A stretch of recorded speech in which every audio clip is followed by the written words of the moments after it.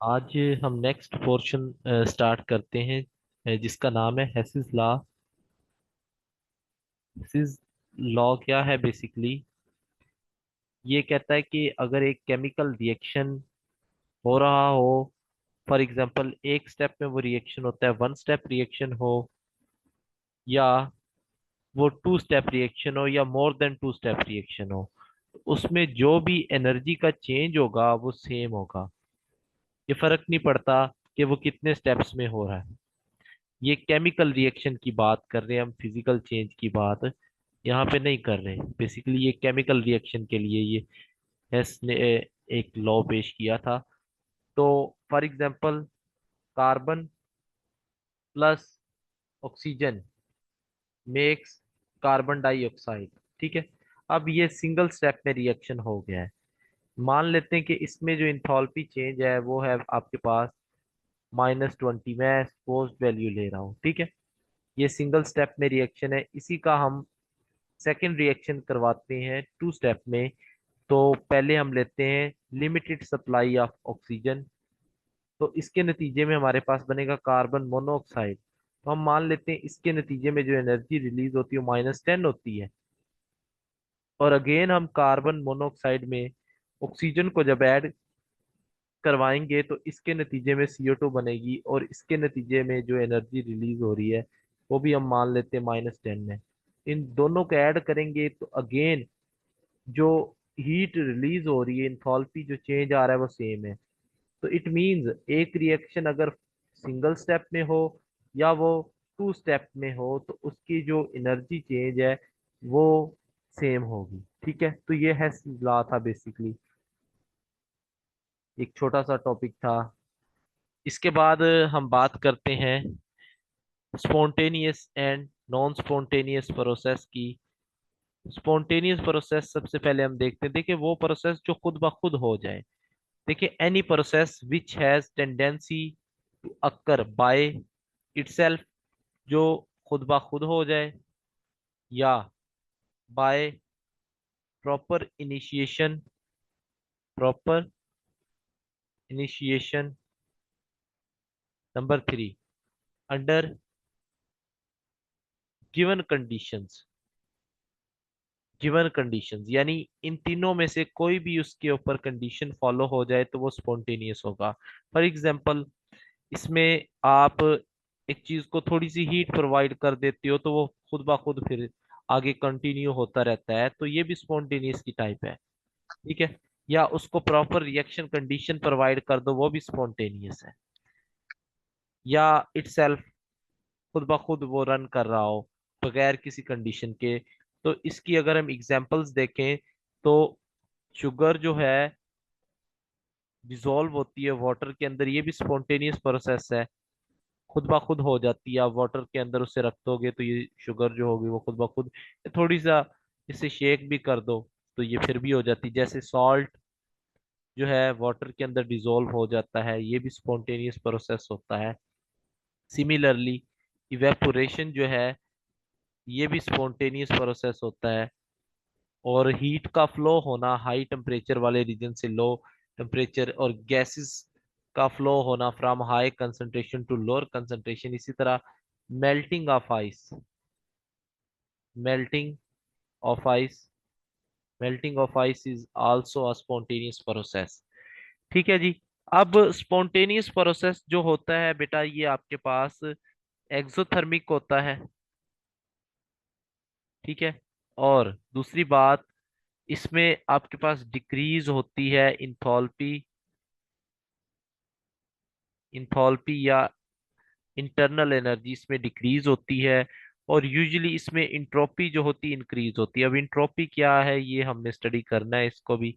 Entropy increase होती है इसमें। तो ये स्पॉन्टेनियस प्रोसेस है। और अगर हम बात करें नॉन स्पॉन्टेनियस की, तो नॉन स्पॉन्टेनियस भी सेम ही है। आपने जस्ट वहां पर सबके साथ नॉन लगा देना है कि जो ऑन इट्स ऑन नहीं होता, जो आफ्टर प्रॉपर इनिशिएशन भी ना हो, जो कंडीशंस प्रोवाइड करने पर भी ना हो। मिसाल अगर आपको दूं कि एक मोटर है, इलेक्ट्रिसिटी के साथ वो चलती है। जब इलेक्ट्रिसिटी खत्म कर दें, कनेक्शन उसका खत्म कर दे तो मोटर स्टॉप हो जाती है, तो it means this is non spontaneous reaction. जब तक इलेक्ट्रिसिटी है तब तक वो चलेगी, जब तक इलेक्ट्रिसिटी का कनेक्शन है। जब इलेक्ट्रिसिटी नहीं है तो वो नहीं चलेगी। अब इसमें नॉन स्पॉन्टेनियस में ये कंडीशंस रिवर्स हो जाएंगी। ये भी याद रख लें, नॉन स्पॉन्टेनियस में ये एंडोथर्मिक होते हैं, इन्हें हीट रिक्वायर होती है।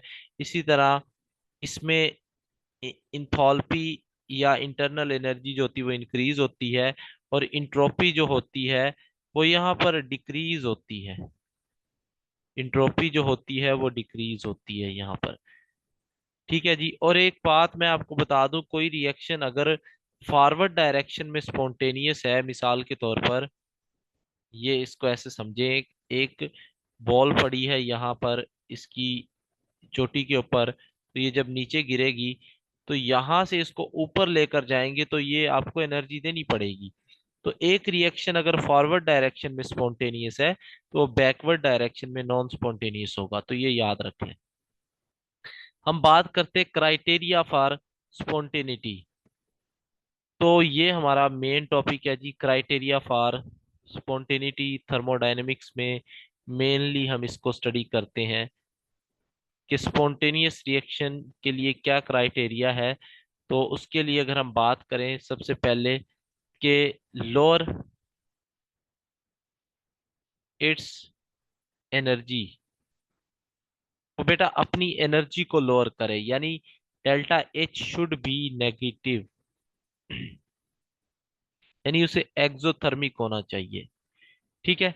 लेकिन हमने ये नोट किया कि कुछ रिएक्शन ऐसे भी थे जो एंडो थे फिर भी स्पॉन्टेनियस थे। जैसे अभी हमने देखा है इवेपोरेशन।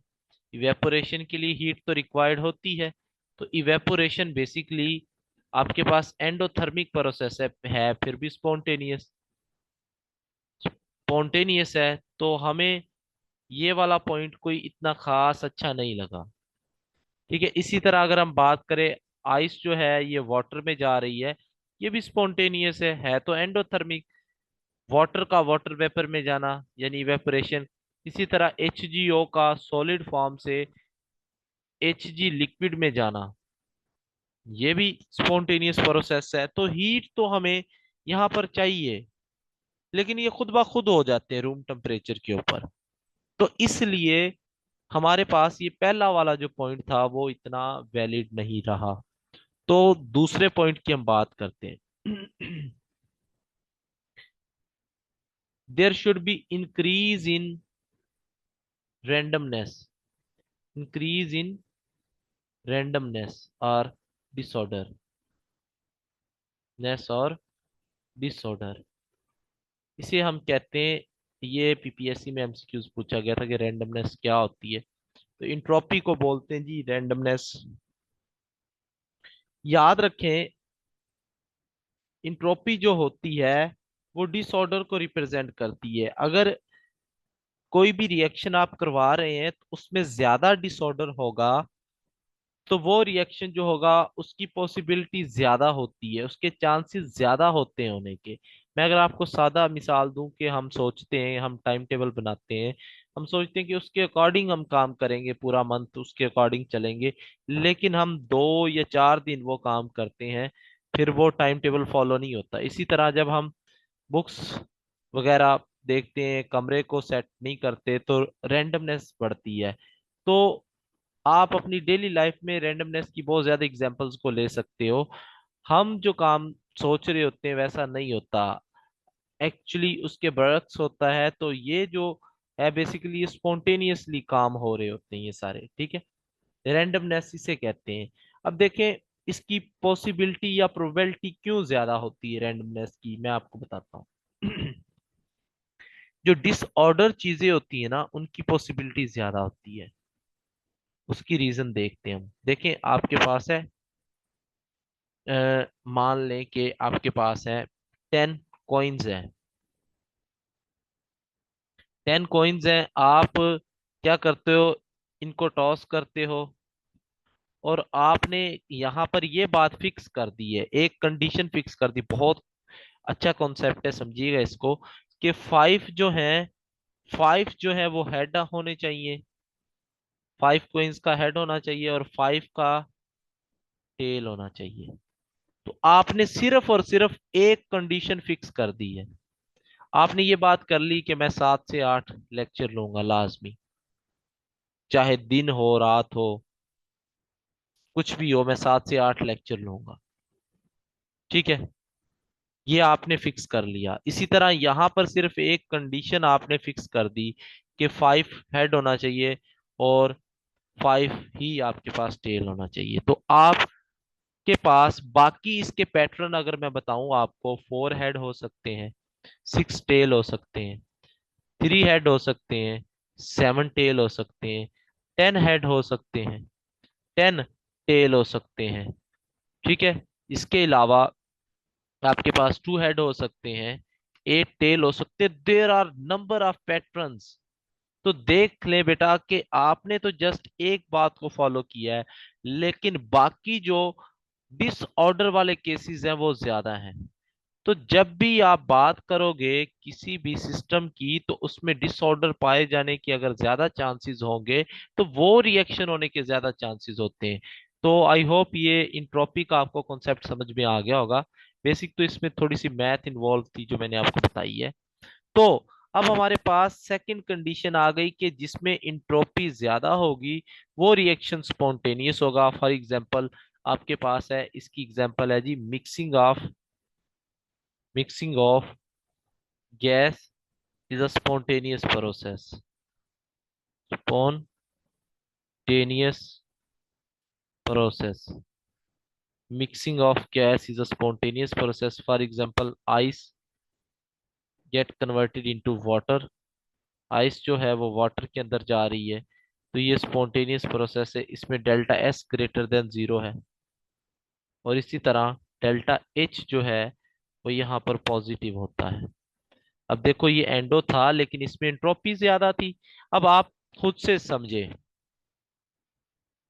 कि आइस में ऑर्डर ज्यादा होता है, आपको ये पता है सॉलिड फॉर्म में है, और लिक्विड में ऑर्डर जो होता है वो लेस होता है। तो देखिए ऑर्डर्ड फॉर्म से लेस ऑर्डर में आया है, यानी डिसऑर्डर बड़ा है, तो रिएक्शन स्पॉन्टेनियस हो गया। अब ये एक्सप्लेन कर गया है इस बात को, तो ये कंडीशन हमारे लिए ठीक हो गई है।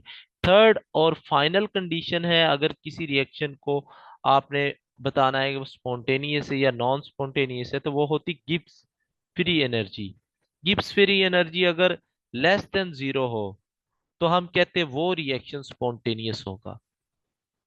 गिब्स फ्री एनर्जी क्या है इसको भी हमने स्टडी करना है, ठीक है। अदरवाइज वो रिएक्शन नॉन स्पॉन्टेनियस होगा।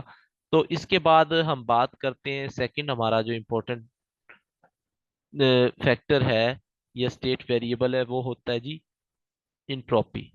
इंट्रोपी क्या है? Entropy basically Maihar of randomness और डिसऑर्डर को कहते हैं। मैयर ऑफ रैंडमनेस, रैंडमनेस और डिसऑर्डर। तो रैंडमनेस या डिसऑर्डर का जो मैयर होता है उसे हम इंट्रोपी कहते हैं, ठीक है। अब आपको मैंने बताया है कि हम इंट्रोपी को एस से रिप्रेजेंट करते हैं, और एस को हम कैलकुलेट नहीं कर सकते। बेसिकली हमें एक एटम की इंट्रोपी का नहीं पता, तो हम हमेशा से कैलकुलेट करते हैं change in entropy. Delta S हम फाइंड करेंगे S2 -S1, यानी फाइनल माइनस इनिशियल, हम ये कैलकुलेट कर सकते हैं। Entropy is a criteria for spontaneity. किसी भी रिएक्शन की स्पॉन्टेनिटी आपने चेक करनी है तो उसके लिए जो क्राइटेरिया है वो इंट्रोपी हो सकता है एक क्राइटेरिया। तो हमने ये देखा कि अगर डेल्टा एस जो होगा वो पॉजिटिव होगा तो रिएक्शन जो है उसके चांसेस ज्यादा हैं कि वो स्पॉन्टेनियस हो, ठीक है, स्पॉन्टेनियस हो। अगर डेल्टा एस जो है वो 0 है तो वो इक्विलिब्रियम में होगा, ठीक है, ये याद रख लें। और अगर डेल्टा एस जो है वो नेगेटिव है तो समझ लें वो रिएक्शन जो होगा वो नॉन स्पॉन्टेनियस होगा, नॉन स्पॉन्टेनियस। अब डेल्टा एस 0 है इक्विलिब्रियम, इससे क्या मुराद है, तो इसको भी मैं आपको थोड़ा सा एक्सप्लेन कर देता हूँ। देखें होता क्या है, फॉर एग्जांपल आपके पास एक रिएक्शन है, A is getting converted into B, A is your reactant molecule while B is your product molecules.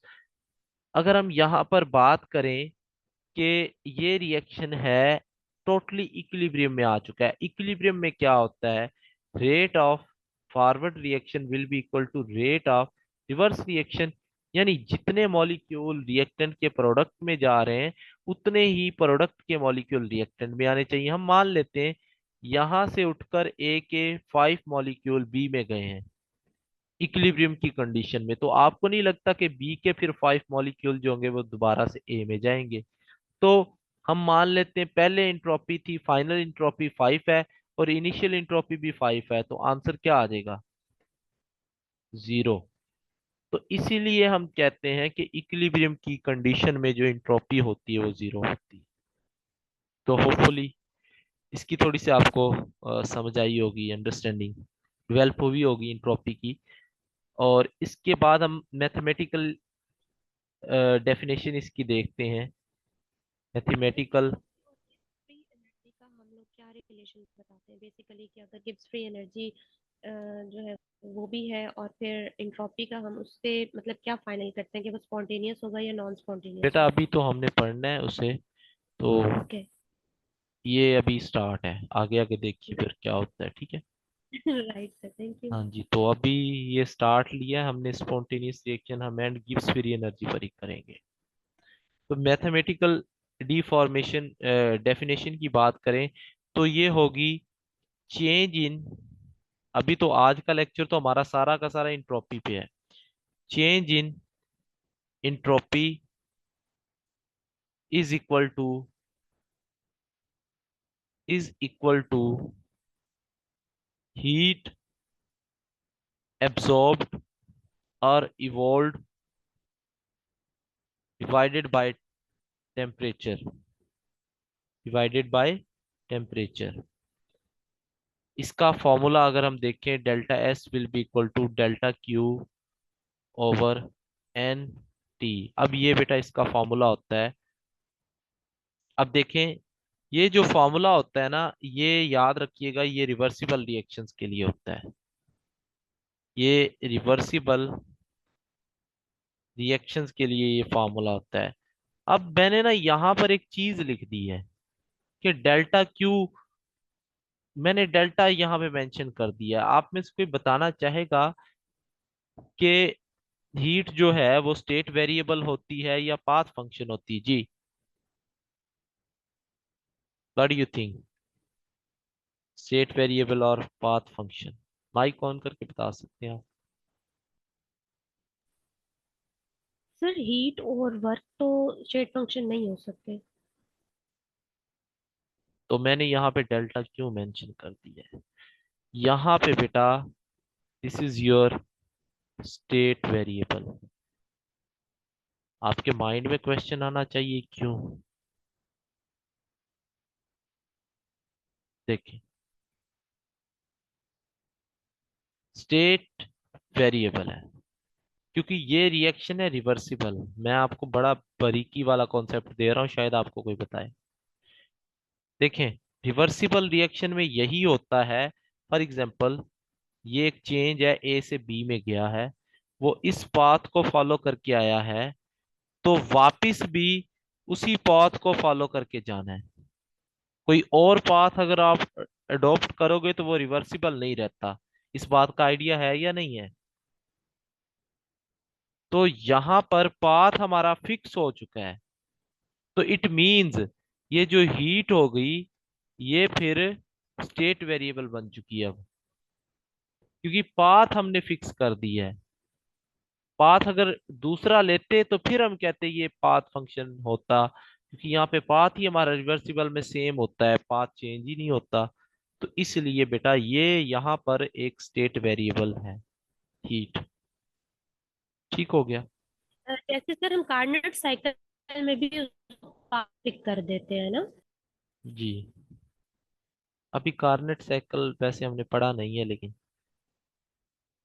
उसमें जब बात होगी तो इंशाल्लाह उसको देखेंगे। यहाँ पे चेंज इन हीट की अगर हम बात करें तो हीट गेन जो है वो पॉजिटिव होता है।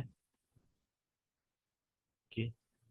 और हीट लूज जो होती है वो नेगेटिव होती है। ये आपने याद रखना है। और यहाँ पर हम बात करें इसके यूनिट की तो वो होते हैं जॉल पर मोल पर केल्विन। ये इसी से मैंने इसी फॉर्मूले से डिराइव किए यूनिट इसके। और याद रखो बेटा, ये फॉर्मूला आप तब यूज कर सकते हो जब टेम्परेचर आपके पास कांस्टेंट हो। अगर तो टेम्परेचर आपके पास कांस्टेंट नहीं है तो उसके लिए एक और फॉर्मूला मैं आपको बता देता हूँ। तो ये होता है del Q over N T. और यहाँ पर आपकी इंट्रोपी फिर अप्रोच करती है, यहाँ पे ना लिमिट्स लगानी पड़ती हैं आपको। S1 to S2 यानी टेम्परेचर बढ़ने से इंट्रोपी चेंज होती है ना। तो बेसिकली यहाँ पर भी वही सिचुएशन होती है कि टेम्परेचर अगर इंक्रीज हो रहा है या डिक्रीज हो रहा है तो इंट्रोपी की हमने फिर लिमिट्स लगानी है। कि लाइक आपका टेम्परेचर T1 था 10, तो इंट्रोपी की वैल्यू आ गई है 50। अगर टेम्परेचर 20 हो गया तो उसकी इंट्रोपी कितनी होगी, वो लिमिट्स हमें फाइंड करनी पड़ती हैं फिर। क्योंकि टेम्परेचर चेंज है, अगर एक ही टेम्परेचर हो तो सीधी सीधी कैलकुलेशंस होती हैं।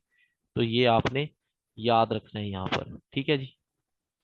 अब आप लोग ऐसे करें, दोबारा से मीटिंग ज्वाइन करें, फिर हम इसके मुतालिक मजीद डिस्कशन करते हैं जी। रीज्वाइन।